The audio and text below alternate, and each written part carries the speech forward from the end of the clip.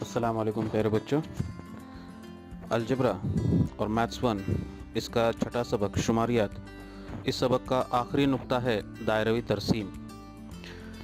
दायरवी तरसीम में जो इससे पहले हमने देखे मुस्ततिली तरसीम और ताद्दुदी कसीर ज़िलई, जो कि शुमारियाती मातियात को ज़ाहिर करने के लिए दो शक्लों का इस्तेमाल किस तरह से होता है, यह हमने देखे।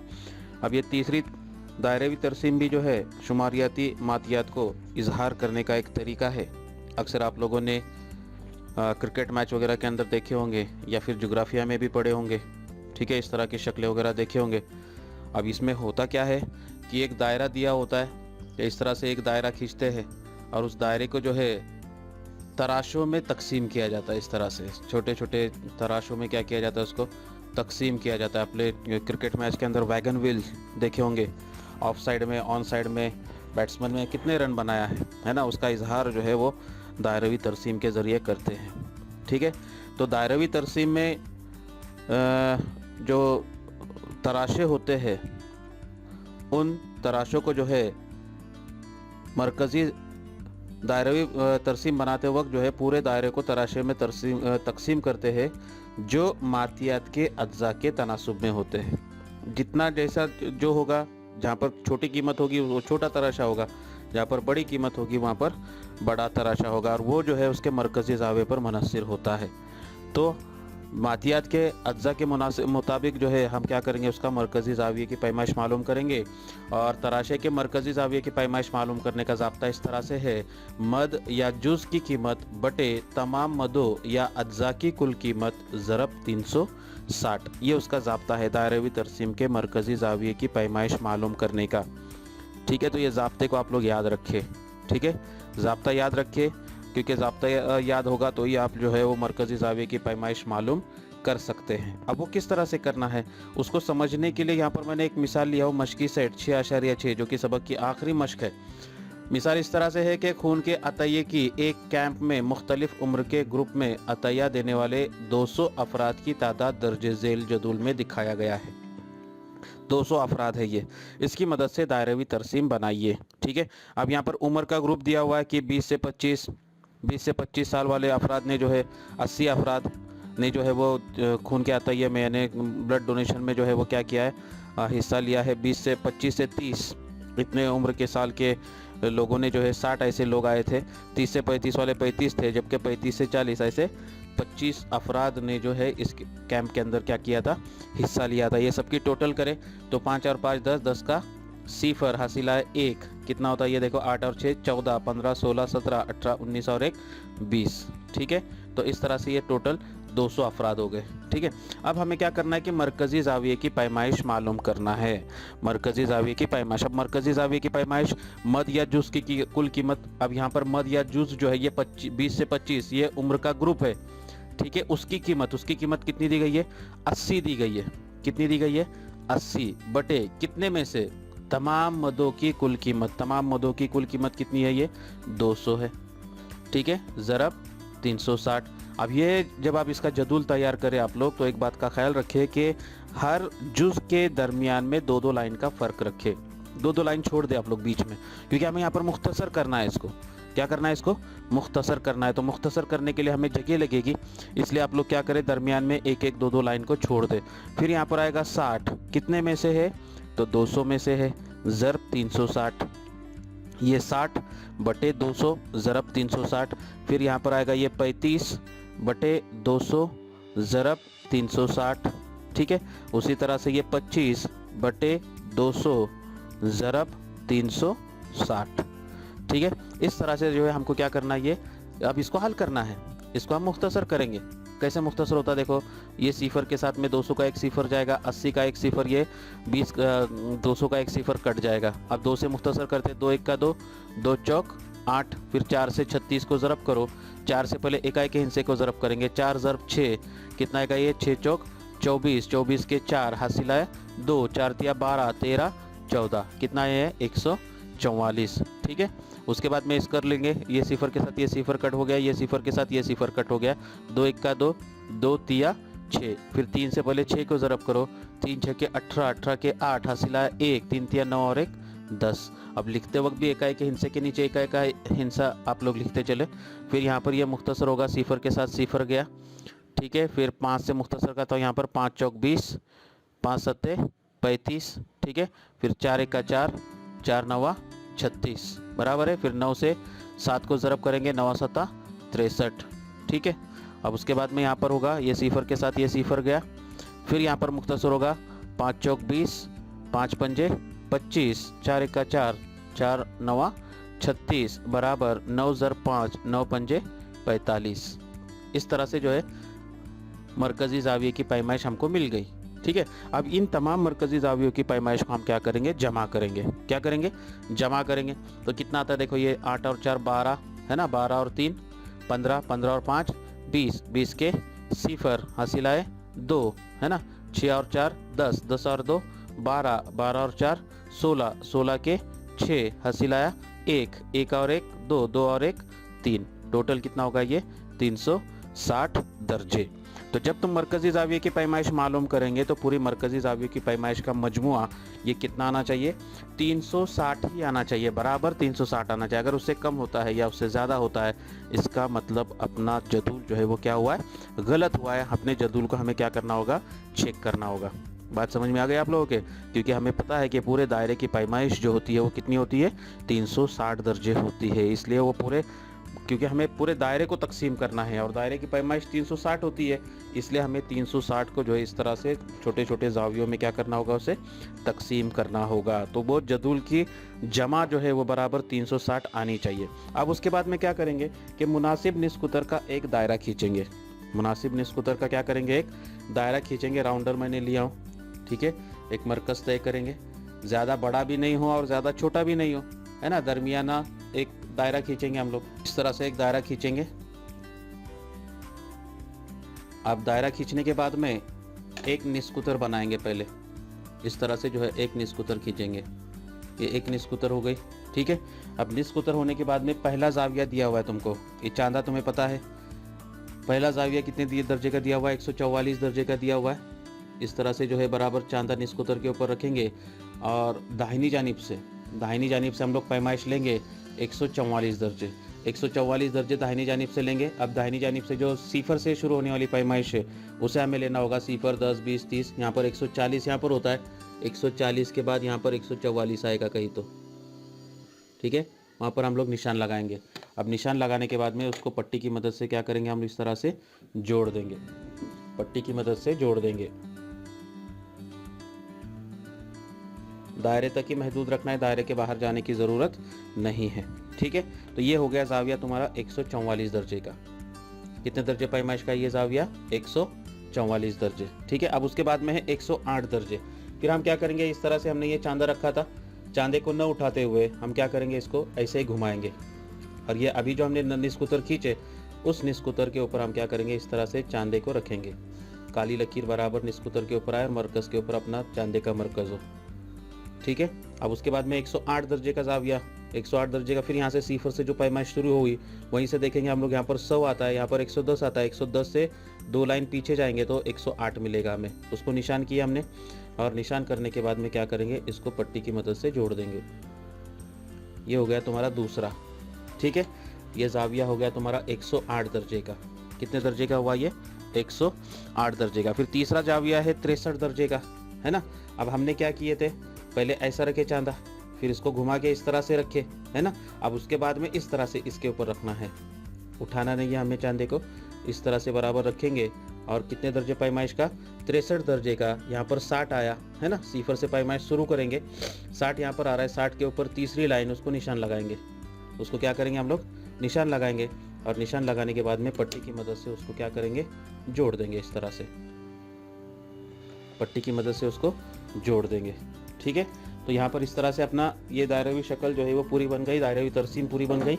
ये जाविया हो गया तुम्हारा 63 दर्जे का, ये जाविया हुआ 63 दर्जे का, और ये जाविया हुआ 45 दर्जे का, 45 दर्जे का। अब ये हर मरकज़ी जाविया जो है उसकी मद हमें लिखना है। जैसे 144 दर्जे, उम्र का ग्रुप कितना है, वो 20 से 25 है। तो यहाँ पर लिखेंगे हम लोग उम्र का ग्रुप कितना, 20 से 25, 20 से 25, ठीक है। उसके बाद में यहाँ पर लिखो आप लोग उम्र का ग्रुप, अगर जगह है तो लिखो, नए है तो सिर्फ वो क्लासेस भी लिखे आपने, जमाते भी लिखे तो चलेगा 25 से 30। ठीक है, फिर यहाँ पर लिखो आप लोग उम्र का ग्रुप, उम्र का ग्रुप वो है 30 से 35, 30 से 35। और यहाँ पर आएगा उम्र का ग्रुप, उम्र का ग्रुप और वो आएगा 35 से 40, 35 से 40। तो इस तरह से जो है ये दायरवी तरसीम आपको क्या करनी है, बनानी है। बोलो क्या दिक्कत है इसके अंदर? कर सकते हैं आप लोग इस तरह से। हर मिसाल में यही काम करना है तुमको। जब तुम्हें दायरवी तरसीम बनाना है, तुमको एक जदूल दिया हुआ है ना, और उस पर से दायरवी तरसीम बनानी है, तो यही अमल करना है। जो भी तुमको जुज़ की कीमत दी गई होगी वो जुज़ की कीमत बटे नीचे की कुल कीमत ज़रब 360, हर इसमें यही तरीका अपनाना है। तो ऐसे ही सेम टू सेम दो मिसालें तुम्हारी किताब के अंदर दी गई है, मिसाल नंबर 2 और मिसाल नंबर 3। ये दोनों मिसालें जो है वो क्या करेंगे, आप लोग उसको हल करेंगे। ठीक है, अब अगली मिसाल मैं दिखाऊंगा आपको, मिसाल नंबर 5। ठीक है, वो देखेंगे हम किस तरह से उसको हल करना है। मिसाल इस तरह से है कि यहाँ पर दायरवी तरसीम तुमको पहले ही दी हुई है। ठीक है, यहाँ पर दायरवी तरसीम बनानी थी पहली मिसाल में, तो उसको बनाने के लिए ये तरीके का इस्तेमाल करना है। जबकि दूसरी मिसाल में तुमको दायरवी तरसीम दी गई है और उससे मुताल्लिक कुछ सवालात यहाँ पर दिए हुए, उन सवालात के जवाबात आपको क्या करना है, देना है। इस तरह के दो तरह के सवालात जो है एग्ज़ाम के अंदर पूछे जा सकते हैं, दोनों तरीके के पूछे जा सकते हैं। ठीक है ना। अब मिसाल इस तरह से है कि झेल की दायरवी तरसीम एक शहर के मुख्तलिफ पेशावरों के तनासुब को जाहिर करती है। इसकी मदद से दर्ज झेल सवालों के जवाब लिखिए। तामीराती काम 72 दर्जे, होटल 72 दर्जे, पैदावार 90 दर्जे, सरकारी इंतज़ामिया 36 दर्जे, बिजली 18 दर्जे, ज़राअत 24 दर्जे, है ना। ये इनके तराशे है, ये बिजली का तराशा है और ये सरकारी इंतज़ामिया का तराशा है, ग़िज़ा और तामीराती काम। इस तरह से उसके तराशों में दायरे को तकसीम किया गया और हमें सवालों के जवाब देना है। उसमें पहला सवाल है कि कुल पेशावरों की तादाद 10,000 हो तो तामीराती शोबे में कितने अफराद काम करते हैं। ठीक है, इस तरह से ये पहला सवाल है। इसका हल हम इस तरह से लेंगे, हमें कुल पेशावरों की तादाद दी गई है 10,000 है, तो तामीराती शोबे में, अब तामीराती शोबे में काम करने वाले जितने भी लोग होंगे उनका मरकज़ी ज़ाविये की पैमाइश हमको दी गई है। कितनी दी गई है? वो 72 दर्जे दी गई है। तो तामीराती शोबे में काम करने वाले अफराद की तादाद हमें क्या करना है, मालूम करना है। तो हम फ़र्ज़ करें कि तामीराती शोबे में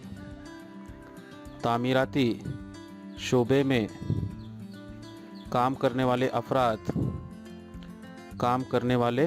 अफराद कितने हैं? एक्स है। ठीक है, इसलिए तामीराती शोबे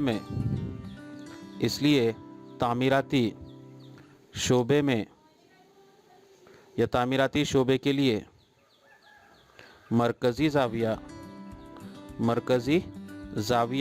बराबर तामीराती शोबे में अफराद की तादाद। ज़ाब्ते के मुताबिक तामीराती शोबे में अफराद की तादाद बटे कुल अफराद, है ना, बटे कुल अफराद ज़रब 360 दर्जे बराबर है। ये जो ज़ाब्ता था अपना। अब यहाँ पर जुज़ जो है तराशे के मरकज़ी ज़ाविये की पैमाइश, और किसके लिए हम लोग देख रहे? तामीराती शोबे के लिए देख रहे। तो तामीराती शोबे के लिए मरकज़ी ज़ाविया बराबर, अब यहाँ पर मद या जुज़ की कीमत, अब हम जब तामीराती शोबे के लिए देख रहे तो तामीराती शोबे में अफराद की तादाद देखेंगे बटे कुल अफराद ज़रब 360, क्योंकि अपने को सवाल के अंदर वही मालूम करना है कि तामीराती शोबे में अफराद कितने काम करने वाले अफराद है। ठीक है, अब तामीराती शोबे के लिए मरकज़ी ज़ाविया कितने दर्जे का दिया हुआ है तुमको? 72 दिया हुआ है। तो ये 72 दर्जे बराबर, अब तामीराती शोबे में अफराद काम करने वाले कितने हैं? एक्स है, तो वो एक्स बटे कुल अफराद कितने दिए हुए? 10,000 बराबर है ज़रब 360। ठीक है, अब इसको हल करेंगे और एक्स की कीमत मालूम करेंगे। तो ये 72, अब ये 10,000 तकसीम में है, बाई जानिब में आएगा तो वो ज़रब में चला जाएगा इधर। ठीक है, और ये 360 ज़रब में है, बाई जानिब में आएगा तो यहाँ पर तकसीम में चला जाएगा 360 बराबर बचेगा कितना? एक्स। फिर ये एक सिफर के साथ में ये एक सिफर गया, 36 का 36, 36 2 72, और इसलिए x बराबर 1000 ज़रब 2, ऐसे मिला के टोटल कितना आएगा? 2000। और फिर नीचे जवाब लिखेंगे। इसलिए तामीराती शोबे में काम करने वाले अफराद काम करने वाले अफराद कितने हैं? 2000 हैं। बोलो क्या दिक्कत है ये पहले सवाल के अंदर? कर सकते हैं आप लोग इसको, ठीक है। तो इस तरह से जो है ये पहले सवाल का हल हुआ। अब दूसरा सवाल है सरकारी इंतज़ामिया में अफराद की तादाद कितनी है? ठीक है, कुल पेशावरों की तादाद हमको 10,000 दी गई है, उसी को हमें फ़र्ज करना है। और जिस तरह से हमने तामीराती शोबे में अफराद की तादाद मालूम की है, उसी तरह से सरकारी इंतज़ामिया में भी क्या करेंगे, हम अफराद की तादाद को मालूम करेंगे। तो हम फ़र्ज़ करते हैं कि सरकारी इंतज़ामिया में अफराद की तादाद x है। फ़र्ज़ करें सरकारी इंतज़ामिया में अफराद की तादाद कितनी है? x है। इसलिए सरकारी इंतज़ामिया के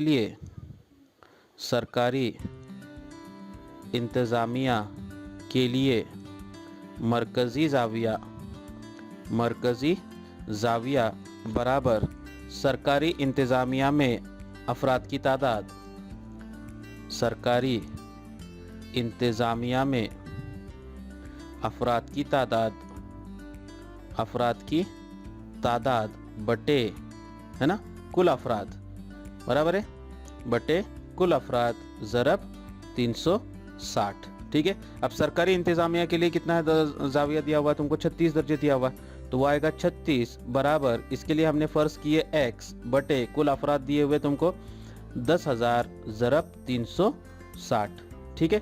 फिर ये हो जाएगा 36 ज़रब 10,000 तकसीम में है, बाई जानिब में आएगा तो ज़रब में जाएगा, 360 ये ज़रब में है, बाई जानिब में आएगा तो वो तकसीम में जाएगा, बराबर कितना आएगा ये x। फिर ये एक सिफर के साथ ये एक सिफर जाएगा, 36 एका 36, 36 एका 36, और इसलिए x बराबर कितना आएगा 1000 होगा। ठीक है। फिर नीचे जवाब लिखेंगे, इसलिए सरकारी इंतज़ामिया में अफराद की तादाद कितनी है? 10,000 है। ठीक है। तो इस तरह से जो है इसको जवाब को क्या करेंगे आप लोग, मुकम्मल करेंगे। तो यहाँ पर तुम्हारा ये दूसरा सवाल पूरा हो गया। अब उसके बाद में है तीसरा सवाल। तीसरा सवाल क्या दिया हुआ है देखो कि पैदावारी शोबे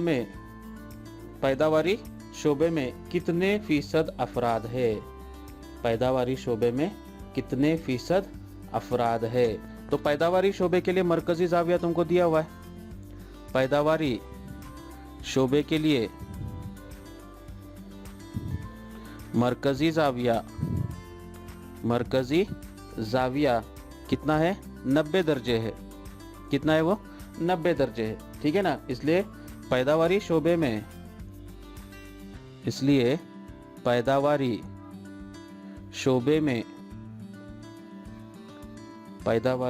में अफराद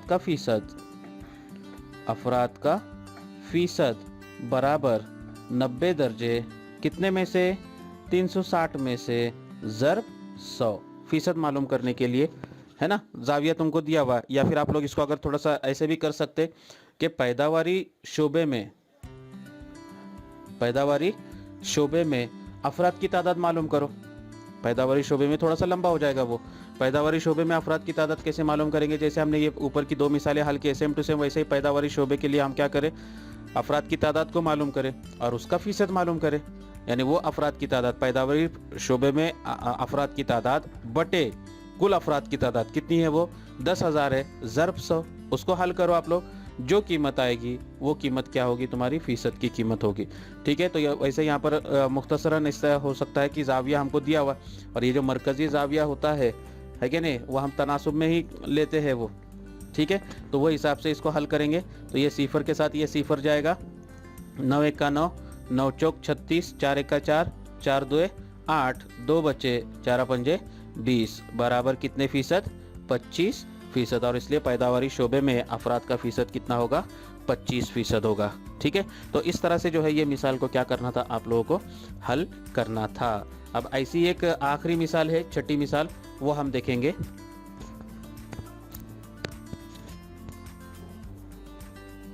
सेट 6.6 की अगली मिसाल इस तरह से है।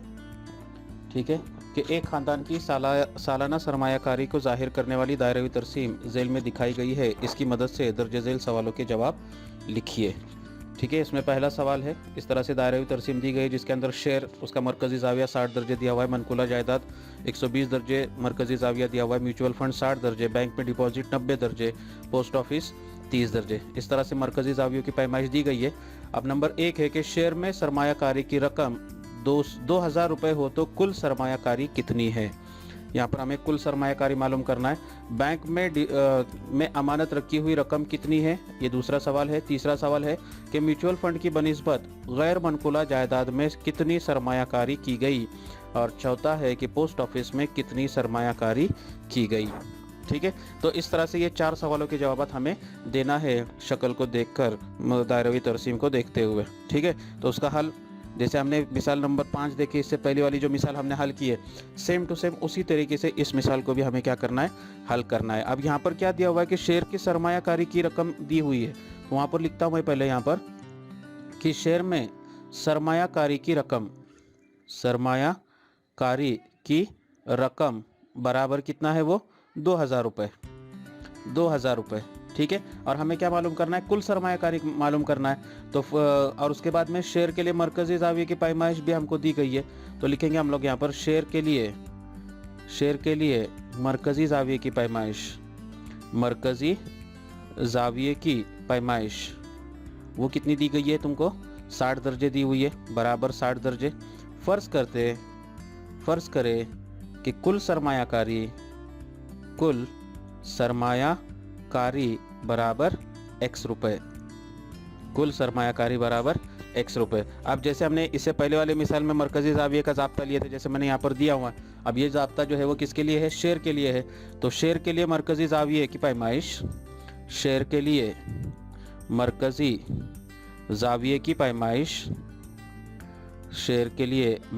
जाविये की पैमाइश बराबर है ना, शेयर के लिए मरकजी जाविये की पैमाइश बराबर शेयर में सरमायाकारी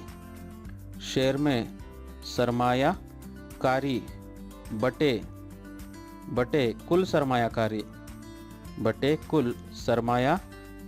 ज़रब 360 दर्जे। ठीक है, अब शेयर के लिए मरकजी जाविये की पैमाइश हमको दी गई है, वो लिखेंगे हम लोग यहाँ पर 60 दर्जे, बराबर शेयर में सरमायाकारी की रकम हमको दी गई है, वो है 2000 रुपये, बटे कुल सरमायाकारी हमने फ़र्ज की है x ज़रब 360 दर्जे, बराबर है। अब यहाँ पर हमें क्या करना है, x की कीमत मालूम करना है, और यहाँ पर ये x जो है ये तकसीम है, और यहाँ पर दरमियान में ज़रब की अलामत है। ये x तकसीम में होने की वजह से हम उसको क्या कर सकते हैं, बाई जानिब में ले सकते हैं। यहाँ पर x तकसीम में है, बाई जानिब में आएगा तो 60 के साथ में क्या हो जाएगा, वो ज़रब के साथ में हो चला जाएगा, और तुमको मिलेगा 60 ज़रब x बराबर दाहिनी जानिब में बचेगा 2000 ज़रब 360। ठीक है, अब उसके बाद में हमें x की कीमत मालूम करना है, तो x को हम है वैसे ही रखेंगे, बराबर ये 2000 ज़रब 360, और यहाँ पर 60 ये ज़रब में है, दाहिनी जानिब में जाएगा तो तकसीम में आएगा, फिर ये सिफर के साथ सिफर कट जाएगा, 6 का 6, 6 6 36, और इस तरह से x की कीमत मिलेगी 6 सिफर सिफर 6 सिफर सिफर 6 सिफर सिफर 6 ज़रब 2 यानी 6 2 12। तो कुल सरमायाकारी कितनी हो गई, 12,000 रुपये हुई, और इसलिए कुल सरमायाकारी की रकम बराबर कितने रुपए, 12,000 रुपये। ठीक है, तो ये हो गया तुम्हारा पहले सवाल का हल। ठीक है, अब उसके बाद में दूसरा सवाल है, बैंक में अमानत की हुई रकम कितनी है, बैंक में अमानत की हुई रकम कितनी है, ये दूसरा सवाल है ना। सेम टू सेम हम इसको भी ऐसे ही जाएंगे कि फ़र्ज़ करते कि बैंक में अमानत की हुई रकम कितनी है। अब यहाँ पर x की बजाय हम y ले लेते है ना, x भी ले तो चलता है क्योंकि दूसरा सवाल है ये। ठीक है, नंबर 2, फ़र्ज़ करें क्या लिखना है हमें, बैंक में अमानत रखी हुई रकम y रुपये है। फ़र्ज़ करें बैंक में अमानत रखी हुई रकम कितने हैं, y रुपये हैं। ठीक है, इसलिए है ना, इसलिए बैंक के लिए मरकजी जाविये की पैमाइश बराबर बैंक में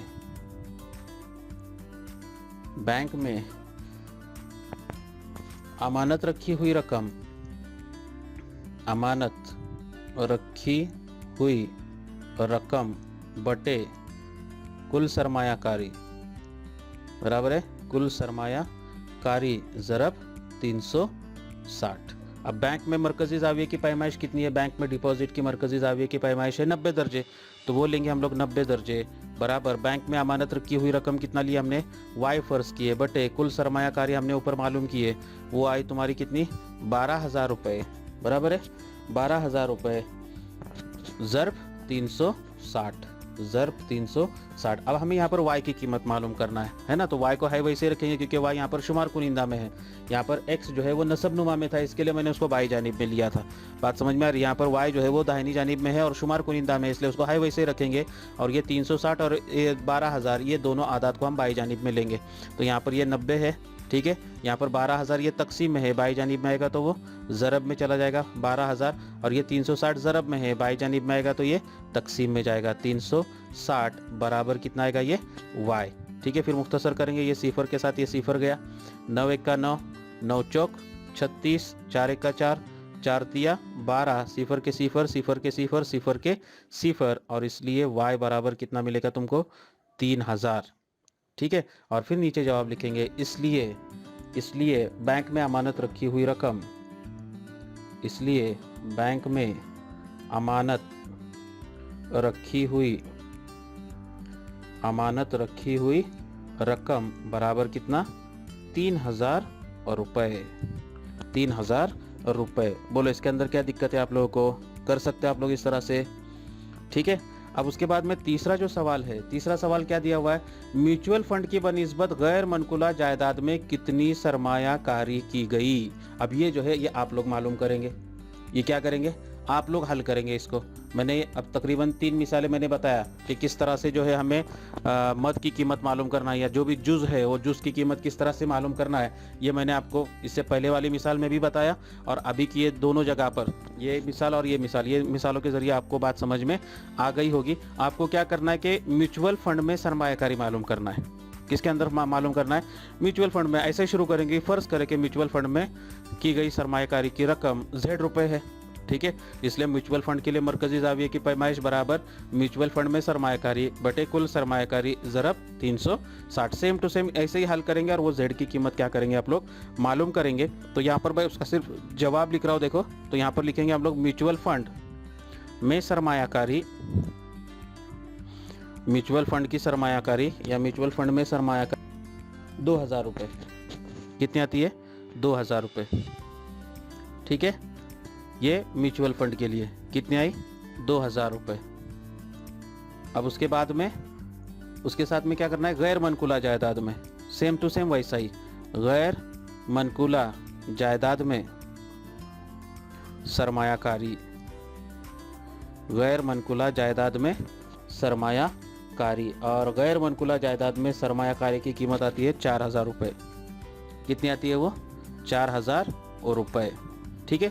अब दोनों का फ़र्क मालूम करो। सवाल पूछा है म्यूचुअल फंड की बनिस्बत, म्यूचुअल फंड की बनिस्बत गैर मनकुला जायदाद में कितनी सरमायाकारी ज़्यादा की है उन्होंने, तो 4,000 नफी 2,000, यानी 2,000 इतनी रकम जो है उन्होंने क्या की है?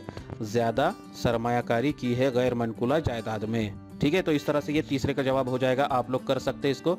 और नंबर 4 में है पोस्ट ऑफिस में कितनी सरमायाकारी की, है ना। सेम टू सेम ऐसा ही फ़र्ज़ करते कि पोस्ट ऑफिस में सरमायाकारी की रकम हमने क्या लिए, XYZ या PQ जो भी है वो ले सकते हैं आप लोग वहाँ पर, हाँ। और फिर पोस्ट ऑफिस के लिए मरकजी ज़ाविये की पैमाइश बराबर पोस्ट में सरमायाकारी बटे कुल सरमायाकारी ज़रब 360, वो ज़ाब्ता इस्तेमाल करेंगे। और इस तरह से पोस्ट ऑफिस में, इस तरह से पोस्ट ऑफिस में सरमायाकारी, पोस्ट ऑफिस में सरमायाकारी बराबर पोस्ट ऑफिस की सरमायाकारी मिलती है टोटल 1,000 रुपये। कितनी मिलती है? 1,000 रुपये। इस तरह से जो है ये सवाल को क्या करना है आपको मुकम्मल करना है। अब ये पोस्ट ऑफिस की सरमायाकारी आप लोग ऐसे भी मालूम कर सकते हैं कि कुल सरमायाकारी आपको मालूम हो गई, कुल सरमायाकारी कितनी है? 12,000 रुपये है, ठीक है। आपने यहाँ पर बैंक की सरमायाकारी मालूम की, यानी ये सरमायाकारी आपने मालूम की है। उसके बाद में म्यूचुअल फंड की सरमायाकारी ये भी मालूम की आपने, गैर मनकुला जायदाद की सरमायाकारी ये भी मालूम की है, और पोस्ट ऑफिस में पोस्ट ऑफिस की मालूम करना है हमें, जबकि शेयर्स में सरमायाकारी तुमको दी गई है। बराबर है, यानी यहाँ पर कुल कितने जुज थे, 1 2 3 4 5, 5 अज्जा थे यहाँ पर। पाँच में से 4 की कीमत तुमने पहले ही मालूम कर दी है कि हर एक किस्म में, हर जुज में जो है कितनी सरमायाकारी की गई है, और हमें सिर्फ अभी आखिर में पोस्ट ऑफिस की मालूम करना है।